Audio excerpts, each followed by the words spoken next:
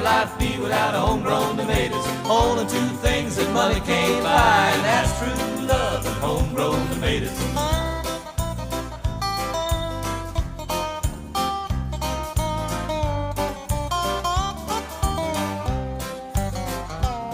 Well, you can go out to eat, and that's for sure, but there's nothing that a homegrown tomato won't cure. Put 'em in a salad, put 'em in a stew. You can make your own very own tomato juice. You can eat 'em with eggs and eat 'em with gravy. You can eat 'em with beans, pinto or navy. Put 'em on the side, put 'em in the middle. A homegrown tomato on a hot cake griddle. Homegrown tomatoes, homegrown tomatoes. What'd life be without homegrown tomatoes?